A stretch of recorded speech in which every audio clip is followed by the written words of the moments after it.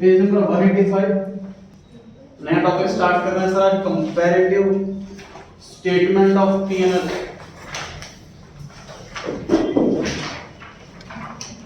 Page number 185 page number 185 topic दिया हुआ है कंपैरेटिव स्टेटमेंट ऑफ पीएनएल। तो इस चैप्टर में से एग्जैक्टली एक ही क्वेश्चन आया जा रहा है हर साल, 4 नंबर का एक क्वेश्चन है, लेकिन टॉपिक क्वेश्चन के चैप्टर के अंदर 4 है सर। चैप्टर के अंदर टोटल 4 टॉपिक्स हैं। इसका मतलब एग्जाम में कोई 3 टॉपिक से क्वेश्चन नहीं आएगा और सिर्फ एक ही टॉपिक से क्वेश्चन आएगा। जिस टॉपिक के सबसे ज्यादा चांस है आने के वो टॉपिक आज की क्लास में स्टार्ट होगा। मैक्सिमम ईयर्स में अगर कोई टॉपिक आया है तो यही वाला आया है, कंपैरेटिव स्टेटमेंट ऑफ पीएनएल, क्योंकि इसमें बाकी टॉपिक्स के मुकाबले ज्यादा मेहनत है, इसलिए इसके चांस थोड़े ज्यादा हैं आने के। तो मोस्ट इंपोर्टेंट मैंने लिखा भी हुआ है नोट्स के अंदर इसके मोस्ट इंपोर्टेंट। बाकी टॉपिक में क्वेश्चन दे रखा था, बस एक क्वेश्चन कराया, क्वेश्चन आपसे करवाया, खत्म हो गया। इसमें ज्यादा क्वेश्चन दे रखे, इसलिए याद रखिए एग्जाम में ज्यादा आएगा। मेहनत सर कहाँ है? देखो ये जो 4 कॉलम, नोट नंबर तो खाली जाता है सर, ये क्वेश्चन से कॉपी करना होता है, ये क्वेश्चन से कॉपी करना होता है। एब्सोल्यूट चेंज हमने कैलकुलेट करना सीखा, कैसे कैलकुलेट करते हैं sir? Current year minus previous year. ऐसे आता है एब्सोल्यूट चेंज। कैसे आता है परसेंटेज चेंज? फॉर्मूला क्या होता है परसेंटेज का बताइए? Absolute change divide by previous year multiply by 100। I repeat, कैसे निकालते हैं परसेंटेज चेंज? मैं इसको नाम दूंगा A और B, तो C equals to B minus A, current year minus previous year. ऐसे तो एब्सोल्यूट चेंज आता है, तो कैसे आता है परसेंटेज चेंज? डिनोमिनेटर में इसको C अपॉन में A multiply by 100, absolute change divide by previous year multiply by 100। ये 2 कॉलम जैसे आपने बैलेंस शीट में सीखे थे, बिल्कुल वैसे ही है पीएनएल में। इन 4 कॉलम में कुछ भी नया नहीं सीखने वाले हैं आज। जो नया सीखने वाले हैं वो सिर्फ पर्टिकुलर्स का कॉलम सीखने वाले हैं। 2 रेवेन्यू होते हैं और 7 एक्सपेंस होते हैं। नोट नहीं करेंगे एक बार देख लें। रेवेन्यू और अदर इनकम, टोटल 2 ही टाइप की इनकम होती है सर। पहले वाली इनकम को रेवेन्यू बोलते हैं, रेवेन्यू फ्रॉम ऑपरेशन पूरा नाम है। उसके सेकंड वाली income other income. Basically revenue from operation जो है वो कुछ भी नहीं है, वो सेल्स माइनस सेल्स रिटर्न। जो ट्रेडिंग अकाउंट क्रेडिट साइड में आता था सेल्स माइनस सेल्स रिटर्न, अब वो कंपनी में रेवेन्यू फ्रॉम ऑपरेशन के नाम से आता है। पहली आइटम इनकम की यही होती है। Next item other income, second income. ये कौन सी होती है? जो 11th में पीएनएल अकाउंट क्रेडिट साइड था। Discount received, interest received, bad debts recovered, commission received, जितने भी इनडायरेक्ट इनकम है उसको हम अदर इनकम नाम दे रहे हैं। टोटल कर देते हैं, उसके बाद टोटल इनकम ही हो गई। उसके बाद स्टार्ट करते हैं एक्सपेंसेस की लिस्ट। पहले एक्सपेंस कौन सा होता है याद कीजिए? हमने चैप्टर नंबर 1 बुक 3 टर्म 1 में सीखा था 7 एक्सपेंस होते हैं। मतलब ट्रेडिंग पीएनएल में तो सर कोई कैटेगरी है ही नहीं। प्रोप्राइटरशिप पार्टनरशिप के अंदर डायरेक्ट एक्सपेंस है, ट्रेडिंग में लिखो, इनडायरेक्ट है, पीएनएल में लिखो। कोई सीक्वेंस भी नहीं है, जो मर्जी ऊपर नीचे लिख दीजिए। कंपनी में 7 ही एक्सपेंस हैं, सीक्वेंस फिक्स है, उसी सीक्वेंस में आइटम लिखनी पड़ेगी। कोई भी आइटम ऊपर नीचे नहीं कर सकते। तो हमें ये याद होने चाहिए 7 आइटम, इसलिए भी थोड़ी मेहनत ज्यादा है पीएनएल में बैलेंस शीट के मुकाबले। पहले आइटम बताइए, cost of material consume. Cost of, question करेंगे काफी सारे, तो थोड़ा सा एक रिकैप दे रहा हूं आपको। ये 7 आइटम कौन सी होती है। पहले एक्सपेंस होता है sir cost of material consume. अगर क्वेश्चन में नहीं दे रखा तो मत लिखो। ऐसा नहीं है कि आपको 7 आइटम लिखनी पड़ेंगी। अगर क्वेश्चन के अंदर वो आइटम नहीं है तो उसको लिखो ही मत। Second item purchase of stock in trade. Stock in trade किसे कहते हैं? वो आइटम जो बना करके नहीं, खरीद करके बेचेंगे हम। जो हमने आइटम बनाई नहीं है, खरीदी है, उसे स्टॉक इन ट्रेड कहते हैं। और ऊपर वाला जो है raw material consumed, raw material जो हमने खर्च करा है, जो हमने और मैन्युफैक्चरिंग कर रहे हैं तब ये आइटम लिखेगी हमें। Opening stock of raw material plus purchase of raw material minus closing stock of raw material, ऐसे आता है। चर्चा करेंगे डिटेल में जब क्वेश्चन अगर आएगा। तीसरी आइटम कौन सी होती है जी? Change in inventory. ये basically opening stock minus closing stock होता है। Opening stock minus closing stock मतलब इन्वेंटरी में चेंज कितना आया, ये थर्ड वाला एक्सपेंस ये दिखाता। फोर्थ आइटम बताइए। बिल्कुल सही है, एम्प्लॉइज बेनिफिट एक्सपेंस। ये तो आसानी कर रखी है कंपनी में, 11th क्लास में बड़ा याद करना पड़ता था कि वेजेस ट्रेडिंग में जाएगी, सैलरी पीएनएल में जाएगी, वेजेस एंड सैलरी ट्रेडिंग में जाएगी, सैलरी एंड वेजेस पीएनएल में जाएगी, बोनस पीएनएल में जाएगा, बड़ा याद करना पड़ता था। इसमें तो आसान कर रखा है कंपनी में, एम्प्लॉय के रिगार्डिंग कोई भी खर्चा हो। Fourth number employ benefit expense, चाहे सैलरी हो, चाहे वेजेस हो, चाहे बोनस हो, कोई भी खर्चा हो रिगार्डिंग एम्प्लॉइज है तो fourth number employ benefit expense. Fifth item finance cost. जो भी सर कंपनी ने लोन लिया होगा, कर्जा लिया होगा, उस पर इंटरेस्ट, चाहे डिबेंचर पे इंटरेस्ट हो, चाहे लोन पे इंटरेस्ट हो, लोन लेते टाइम कुछ खर्चा हो तो वो भी इधर आएगा। Discount on issue of debenture का खर्चा राइट ऑफ करना वो भी इधर आएगा। Next depreciation and amortisation expenses, tangible assets के लिए डेप्रिसिएशन वर्ड इस्तेमाल करते हैं, इनटेंजिबल के लिए अमोर्टाइजेशन वर्ड इस्तेमाल करते हैं। ये भी एक्सपेंस हर कंपनी में होता ही होता है, कोई कंपनी बिना सेट चल नहीं सकती। लास्ट आइटम अदर एक्सपेंसेस, इसका कोई नहीं होता, उसका अदर होता है सर। पिछले 6 आइटम के अंदर जो नहीं आ रही आइटम वो 7वें नंबर पर आएगी। एग्जांपल दें 7वें नंबर का, रेंट पे करा है, इलेक्ट्रिसिटी बिल पे करा है, कमीशन पे करा है, टेलीफोन का बिल पे करा है। जो भी खर्चा स्पेशल कैटेगरी में नहीं आता, जो 6 कैटेगरी में वो लिखिए जो मेजर कैटेगरी, तो मेजर कैटेगरी के अंदर नहीं आता वो अदर में लिख दिया। उसके बाद टोटल करना है सर एक्सपेंसेस का भी। प्रॉफिट कैसे निकलेगा? टोटल रेवेन्यू में से टोटल एक्सपेंस माइनस करेंगे तो प्रॉफिट आएगा। इसको प्रॉफिट नाम दे दिया। कई बार तो आपका यहां पर आंसर कंप्लीट हो जाएगा, लेकिन कई बार क्वेश्चन में टैक्स का रेट भी दे रखा होगा, तो इस वाले को प्रॉफिट का नाम बदल देंगे हम, प्रॉफिट बिफोर टैक्स नाम रखेंगे इसका, प्रॉफिट बिफोर टैक्स। उसके बाद लेस टैक्स और फिर लास्ट में profit after tax. Profit before tax फिर minus tax, profit after tax. Question में टैक्स नहीं दे रखा मान लीजिए सर, ये पर आंसर कंप्लीट हो जाएगा। प्रॉफिट बिफोर टैक्स वाली लाइन में ही आपका आंसर कंप्लीट हो जाएगा। क्लियर हो गई ये बात? रेवेन्यू 2, रेवेन्यू फ्रॉम ऑपरेशन और अदर इनकम। एक्सपेंसेस 7, सातों जरूरी नहीं क्वेश्चन के अंदर होंगे, किसी में 2 हैं, किसी में 4 हैं, किसी में 6 हैं, किसी में 1 ही है। जितने इसके अंदर क्या वही लिखने हैं, सीक्वेंस है याद रखना आपको। आपको आइटम से पहले लिख सकते हैं, सीक्वेंस याद रखना पड़ेगा बस। बाकी एग्जैक्ट सीक्वेंस चैप्टर हमने दे रखा है इसी नोट्स के अंदर, इसको ध्यान ना हो तो रिवाइज कर ले घर पे जाकर के। अब हम स्टार्ट कर रहे हैं पहला क्वेश्चन।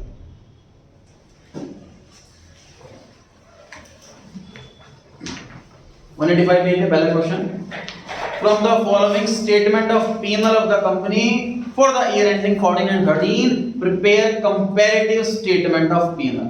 क्या क्या दे रखा है सर? रेवेन्यू फ्रॉम ऑपरेशन दे रखा है, अदर इनकम दे रखा है और एक्सपेंसेस दे रखे हैं। ईयर दे रखे हैं, ध्यान से देखिए 2, एक तो 2013-14 है और एक 12-13। तो पुराने वाला कौन सा हुआ? 12-13। तो हमेशा प्रीवियस ईयर पहले लिखना है, करंट ईयर बाद में लिखना है।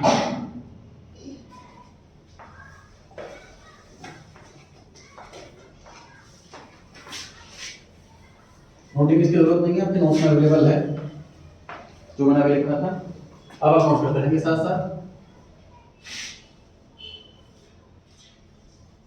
रेवेन्यू फ्रॉम ऑपरेशंस, पहले अमाउंट कितना लिखूं? 12 लाख। सर लास्ट ईयर मेरी सेल 12 लाख रुपए की थी, इस साल सेल 20 लाख रुपए की हो गई। कितनी इंक्रीज हुई? 8 लाख। कितनी परसेंटेज इंक्रीज हुई?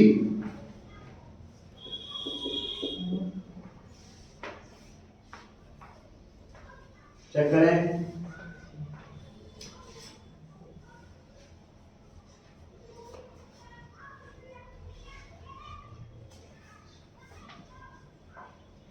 तो 66.67। ठीक।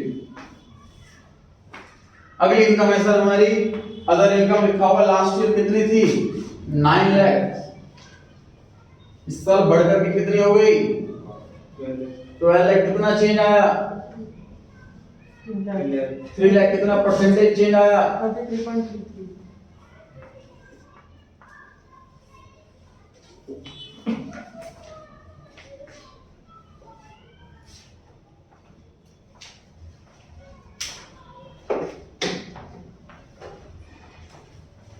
लास्ट ईयर टोटल इनकम कितनी थी? 21 लाख। 12 लाख सेल से और बाकी other income 9 lakh. Total income पिछले साल 21 लाख थी। इस साल कितनी टोटल इनकम? कितनी इंक्रीज हुई? परसेंटेज में बताइए।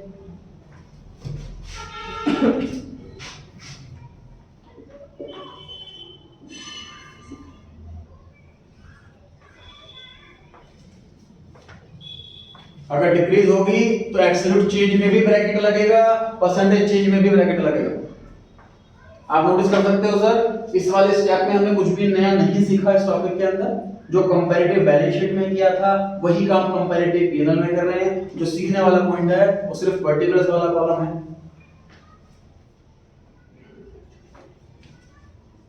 नोट कर रहे हैं आप सब साथ साथ?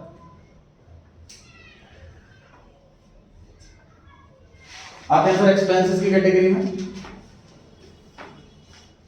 एक्सपेंस क्वेश्चन में एक ही दे रखे हैं तो बड़ा आसान काम हो गया सर। 7 की जगह एक ही एक्सपेंस दे रखा, तो सर क्वेश्चन में फिर कैसे मेहनत करना है? 4 नंबर फ्री करना मिलेगा सर। 4 नंबर अच्छे खासे होता है। 80 में से 4, अगर इस बार बात करूं तो 40 में से 4 10% हो गया। इसमें एक्सपेंस जो है सीधा अमाउंट ना दे करके कुछ ना कुछ घुमा दिया जाएगा, थोड़ी सी मेहनत करवा ली जाएगी परसेंटेज की। क्या लिखा हुआ है? 2012-13 में पढ़ रहा हूं। इसमें लिखा हुआ है कि टोटल रेवेन्यू का 60% कर दो तो एक्सपेंस आ जाएगा। देख पा रहे हो आप क्या लिखा हुआ है? अमाउंट की जगह परसेंटेज दे दी और परसेंटेज किस पे अप्लाई करनी है ब्रैकेट में लिखा हुआ। 2012-13 पढ़ रहा हूं, उसके नीचे क्या लिखा हुआ है कि एक्सपेंस कैसे निकालने हैं? टोटल रेवेन्यू का 60%। टोटल रेवेन्यू कितना है सर? 21 लाख है, तो 21 लाख का 60% कर दीजिए। कितना है ये बताओ? और कितना है? 12 लाख 1260। ठीक है, ऐसे निकालना है इसका। मैं पढ़ रहा हूँ 2013-14 में। इसमें क्या लिखा हुआ है कि टोटल रेवेन्यू का 40% कर दो एक्सपेंस आ जाएंगे। टोटल रेवेन्यू कितना है? 32 लाख। इसका 40% कर दीजिए। कितना हुआ जी? 12,80,000। 12,80,000। इंक्रीज हो रहा है कि डिक्रीज हो रहे हैं? इंक्रीज कितना? इंक्रीज हो रहे हैं सर 20,000 रुपए से 20,000। तो परसेंटेज चेंज कितना हुआ? कैसे निकालोगे? 20,000 ऊपर 12,60,000 नीचे मल्टीप्लाई बाय 100, 1.5% आया।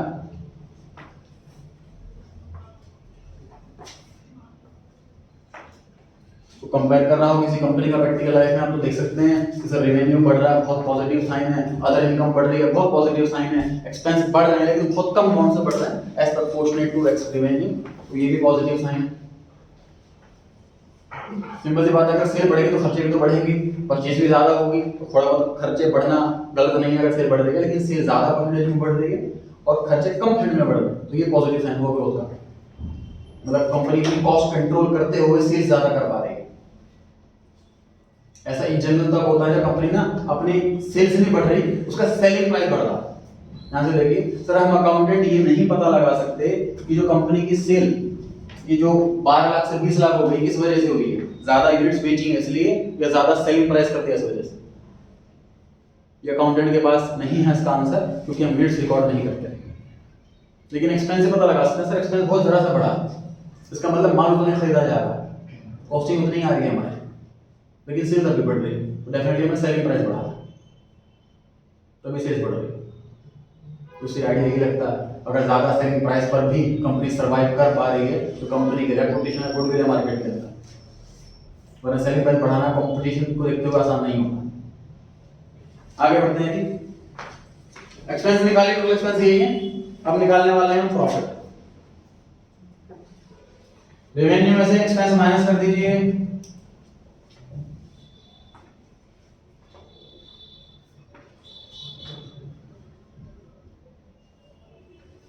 प्रॉफिट आया सर पहले वाले ईयर का 8,40,000, 8,40,000 लास्ट ईयर प्रॉफिट था। इस साल प्रॉफिट कितना? 19,20,000 सर, 20 लाख 19 लाख 20,000 मतलब डबल से भी ज्यादा प्रॉफिट हो गया इस साल। कितना चेंज आया?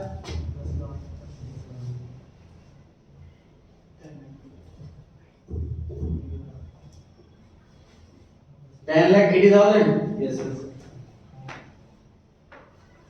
बताइए कितना परसेंटेज चेंज आया? 100 से ज्यादा।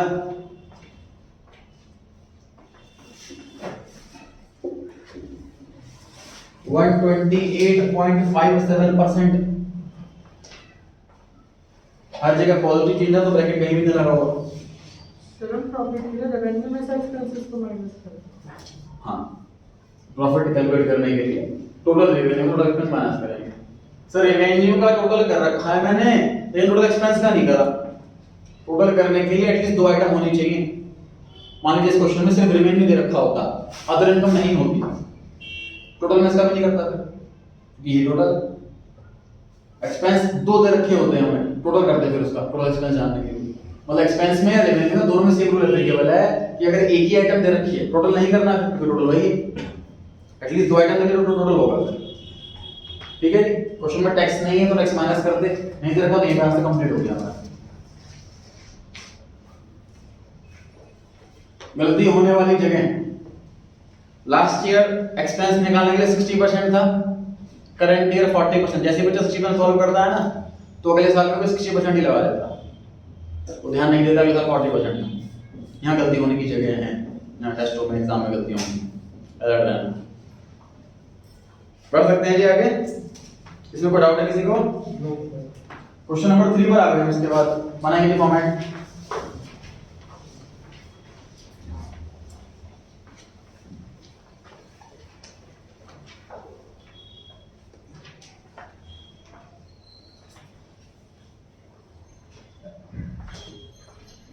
क्वेश्चन नंबर 3 फॉर्मेट बनाएंगे।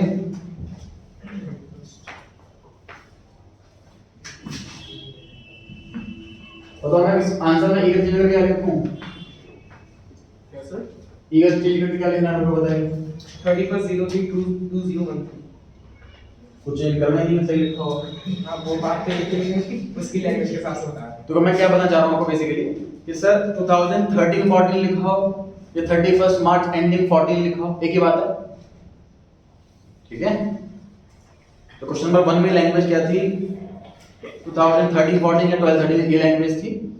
और थर्ड क्वेश्चन में लैंग्वेज क्या है कि ईयर एंडिंग 31 मार्च 13, ईयर एंडिंग 31 मार्च 14, ये लैंग्वेज। दोनों ही सेम बातें हैं, दोनों ही सेम बातें। यहाँ पे आप 31 मार्च 13 लिखो या 12-13 लिखो, सेम बात होगी।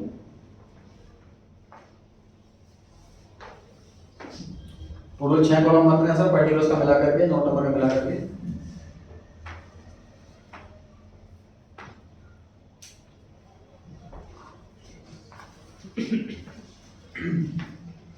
एक चीज और सर, इस क्वेश्चन में क्या करना है, हमें स्टार्ट करने से पहले पूरा क्वेश्चन रीड करना है।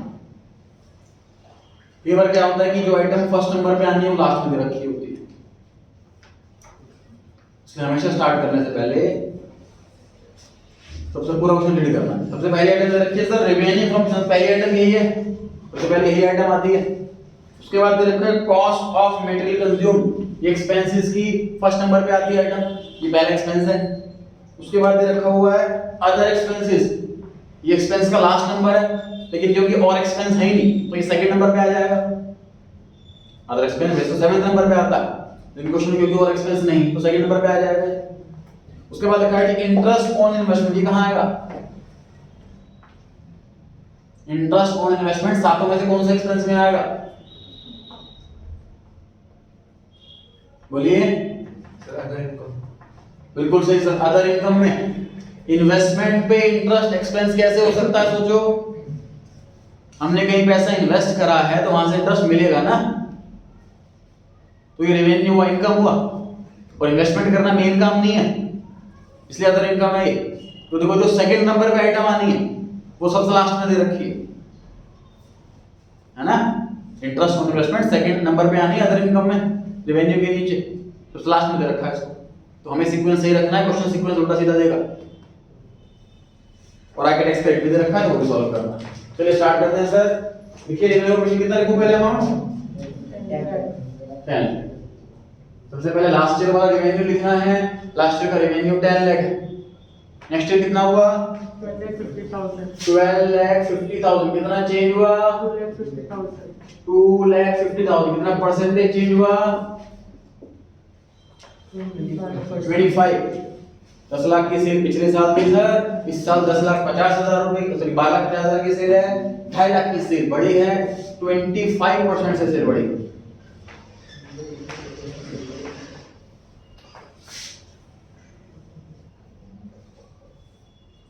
अदर इनकम सब काफी सारे हैं तो कुछ नहीं कर सकते, एक ही आइटम है तो ब्रैकेट में मेंशन करा जाएगा। ये कौन से अदर इनकम है, ये है interest on investment. Other income के ब्रैकेट में हम मेंशन कर रहे हैं कि हमारी कौन से वाली इनकम है, इंटरेस्ट ऑन इन्वेस्टमेंट वाली इनकम 30,000 सर। तो दोनों ईयर में सेम है, फिर इन्वेस्टमेंट परचेज से भी वो इंफॉर्मेशन नहीं है, हमने कोई इन्वेस्टमेंट बेची हो खरीदी हो उसका कोई इंफॉर्मेशन नहीं है। इसका मतलब लास्ट ईयर जो इंटरेस्ट मिला था वो इस साल मिलेगा। इंटरेस्ट ऑन इन्वेस्टमेंट में स्पेसिफाई नहीं कर रखा ईयर, तो we have to present in general. ये आइटम ही ऐसी है ना, फॉर एग्जांपल लोन है, उस पे इंटरेस्ट हर साल ही जाएगा, लास्ट ईयर भी उतना इस साल भी उतना, बात खत्म। इसी तरीके से इन्वेस्टमेंट है, हमने के पैसे इन्वेस्ट कर रखा है तो लास्ट ईयर भी उतना ही इंटरेस्ट मिला होगा, साल उतना इंटरेस्ट, इसमें क्या ग्रोथ होगी। तो दोनों ईयर में interest same, change 0, percentage change 0। अब अगला स्टेप क्या करना है, टोटल। अगर एक ही आइटम दे रखी होती तो टोटल नहीं करते, दो आइटम है टोटल इसीलिए हो रहा। लास्ट ईयर टोटल इनकम थी 10,30,000, इस साल टोटल इनकम है 12,80,000। टोटल इंक्रीज 2,50,000, कितनी हुई परसेंटेज इंक्रीज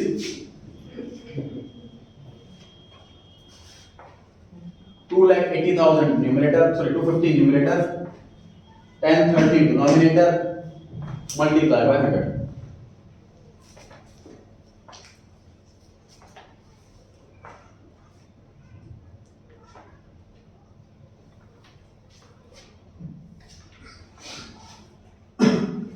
एक्सपेंसेस दो दे रखे हैं सर, हेडिंग डालते हैं यहां पर एक्सपेंसेस। पहला number cost of material consume, cost of material consume last year कितना था बताइए 5 लाख, इस साल कितना हो गया 6,50,000 हो गया। इस साल कितना इंक्रीज हो गया 1,50,000 इंक्रीज हो गया। कितना परसेंट इंक्रीज हो गया 30% इंक्रीज हो गया।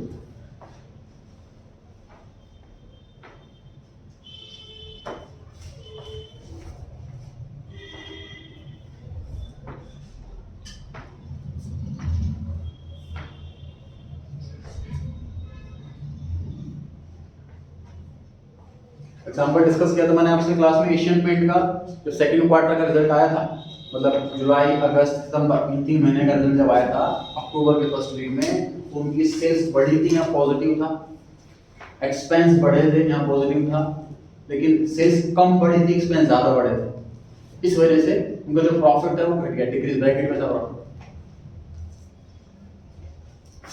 एक चीज चेक करनी है sir, expense proportionate to revenue कम बढ़ने चाहिए, प्रॉफिट बढ़ना चाहिए। नेक्स्ट अदर एक्सपेंसेस, तो क्वेश्चन में आसानी कर रखी है कि एक्सपेंस खुद ही कैलकुलेट करके दे रखा है। पिछले क्वेश्चन में हमसे मेहनत करवा रखी थी, एक्सपेंस खुद ही कैलकुलेट करना पड़ा 60-40% निकाल करके, इधर अमाउंट खुद ही दे रखा है, आसानी में कोई।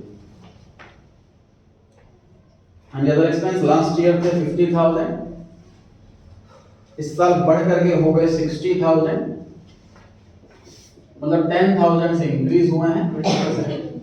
मतलब 20% से इंक्रीज हुआ। अब क्या करना है इसके बाद? टैक्स। टोटल टैक्स तो बहुत दूर की बात है, 2 स्टेप रहना है इसका। पहले तो टोटल एक्सपेंस करेंगे नहीं पहले। अगर एक एक्सपेंस होता, लास्ट क्वेश्चन में एक एक्सपेंस था, टोटल नहीं करा था हमने। इस बार 2 एक्सपेंस है, टोटल किया जाएगा। So last year total expense 5,50,000 के थे। करंट ईयर में टोटल एक्सपेंस 7,10,000 के हैं। कितने इंक्रीज हो रहे हैं? 1,60,000। इंक्रीज हो रहे हैं सर 1,60,000। कितना परसेंट इंक्रीज हो रहे हैं? 29.9। कंफर्म 09 है? जो डेसिमल के बाद 2 डिजिट को लिखते हैं। हाँ जी 09 है कि 9? 09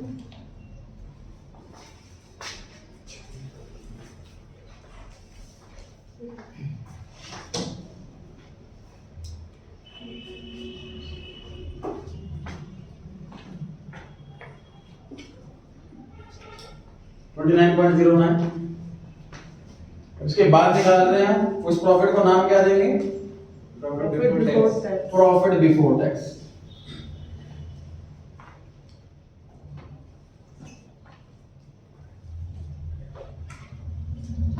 रेवेन्यू में से एक्सपेंस को माइनस करें। बताइए कितना आया? 10,30,000 माइनस 5,00,000 कितना है जी? 4,80,000। लास्ट ईयर हमें प्रॉफिट हुआ था 4,80,000। लास्ट ईयर की टोटल इनकम 1280, टोटल एक्सपेंस 710। 5,70,000। इस साल प्रॉफिट हुआ है जी 570। लास्ट ईयर 480 प्रॉफिट था, इस साल 570 प्रॉफिट है। थोड़ा सा इंक्रीज हुआ है। कितना इंक्रीज हुआ है? 90,000। 90,000। कितना परसेंटेज इंक्रीज हुआ है?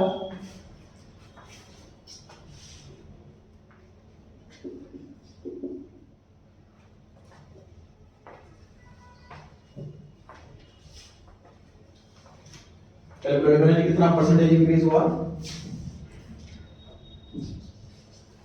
सर 18.7। ठीक है।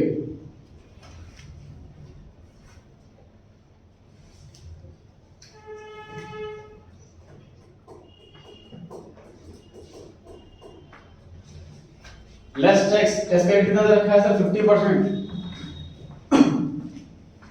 प्रैक्टिकली इतना इजी नहीं होता है कैलकुलेट करना, क्योंकि टैक्स का जो रेट होता है उसको अप्लाई करने के बाद सरचार्ज अलग, एजुकेशन सेस अलग, हायर एजुकेशन सेस अलग, ये सब कैलकुलेट करने के बाद अलग टैक्स आता है, तो इफेक्टिव रेट बढ़ जाता है। क्वेश्चन को लेकिन आसान करने के लिए हमें एक फ्लैट रेट दिया होता है। इस क्वेश्चन में दे रखा है 50%। अलग अलग होता है, किसी क्वेश्चन में 40, किसी क्वेश्चन में 30। इनफैक्ट कंपनी कंपनी डिपेंड करता है।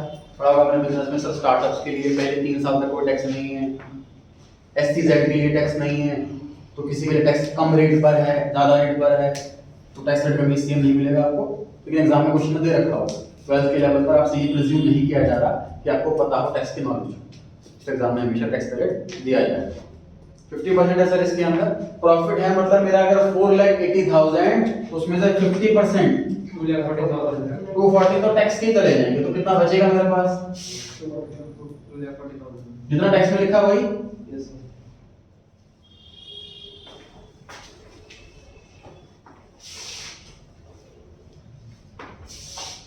4,80,000 में से 50% टैक्स दे दिया तो प्रॉफिट आफ्टर टैक्स बच गया 2,40,000। 5,70,000 का ज्यादा कितना हुआ? 2,85,000।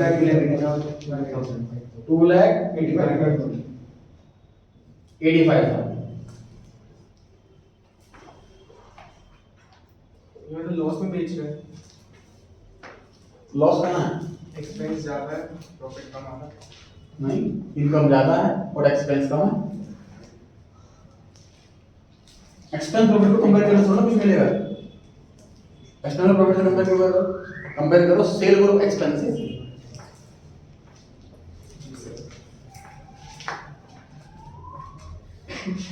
अच्छा जी, तो टैक्स कितना इंक्रीज हुआ सर लास्ट ईयर के मुकाबले? Percentage 45,000 divide by 2,40,000 multiply by 100। Same तरीका sir C upon A multiply by 100 कितना है 18.7। लास्ट ईयर टैक्स देने के बाद प्रॉफिट बचा था 240, इस साल बचा है 285, कितना इंक्रीज हो गया 45, कितना परसेंट इंक्रीज हुआ है। ये सब इन्हीं के परसेंटेज हैं, इसलिए जो आंसर यहां पर आएगा वही आंसर यहां आएगा, वही आंसर यहां। टाइम आपके पास एग्जाम में सफिशिएंट हो, कैलकुलेट करके देखें, क्रॉस चेक हो जाएगा सही है कि नहीं। टाइम की शॉर्टेज है तो ये वाले परसेंटेज कॉपी पेस्ट करते हैं, तीनों जगह सेम मिलेगा। जो profit after profit before tax में परसेंटेज आएगी वही परसेंटेज टैक्स में आएगी, वही प्रॉफिट आफ्टर टैक्स में आएगी। देयर मे बी पॉसिबिलिटी कि टैक्स का रेट हर एक ईयर में अलग है। सर हर साल बजट आता है फरवरी के अंदर, हर साल टैक्स रेट बदलता है। इन जनरल कंपनी में सेम रहता है लगभग, लेकिन बदलता भी है। तो ऐसा हो सकता है कि इस साल अगर 50% है, इस साल का 40% है, उस केस में ये परसेंटेज बदल जाएगी और ये भी बदल जाएगी। ठीक है जी, इससे मैं एडवाइस ये नहीं देता कि ये वाली सेम लिख दो, हमेशा हमेशा अलग से निकालो, क्रॉस चेक होगा, परसेंटेज अलग अलग, टैक्स का परसेंटेज अलग अलग है तो आंसर बदल जाएगा, इससे बेटर है। क्वेश्चन क्या क्या नया सीखा सर? क्वेश्चन में नया ये सीखा कि इंटरेस्ट ऑन इन्वेस्टमेंट से लास्ट में दे रखी थी। ये कई बच्चे टेस्ट में एग्जाम में एक्सपेंस में लिख करके आए हैं, क्योंकि एक्सपेंस के नीचे लिखी हुई है, उन्हें लग रहा तीसरा एक्सपेंस हो गए। तो ऐसा नहीं है, हमें पढ़ करके समझना है कि इंटरेस्ट ऑन इन्वेस्टमेंट नाम दे रखा है तो खुद ही आइडिया लगाना है कि ये पांचों में से क्या है, एक्सपेंस है कि इनकम है कि लायबिलिटी है, क्या है। इंटरेस्ट इन्वेस्टमेंट सर इनकम है, मेन इनकम नहीं है सर, अदर इनकम में आएगा। इस तरह से आपको कोई हो सकता है हेडिंग ना दे करके आपको कोई अकाउंट का नाम दे दें, फॉर एग्जांपल लिख दिया कुरियर चार्जेस, ये लिखा है क्वेश्चन के अंदर, तो कहां लिखना है आपको उसको आपको अदर एक्सपेंसेस के अंदर लिखना है, ब्रैकेट में कुरियर चार्ज। तो कोई हेडिंग ना दे करके एक्सपेंस की आपको कोई अकाउंट का नाम दे सकता है, तो आपको खुद आइडिया लगाना है कि ये एक्सपेंस है कि इनकम है। अगर एक्सपेंस है तो 5-7 में से कौन सा, अगर इनकम है तो 2 में से कौन सा। क्वेश्चन में सिर्फ सेल्स लिखा हुआ है तो आप उसको लिखोगे रेवेन्यू फ्रॉम ऑपरेशन के नाम से। कोई एसेट लायबिलिटी दे रखे तो योर, सब पी&एल में आएगी नहीं एसेट लायबिलिटी। देखोगे ये बात यहां तक। Sir prepaid expense other expenses में आएंगे। प्रीपेड एक्सपेंस एसेट होता है, कहीं नहीं आएगा पी&एल में।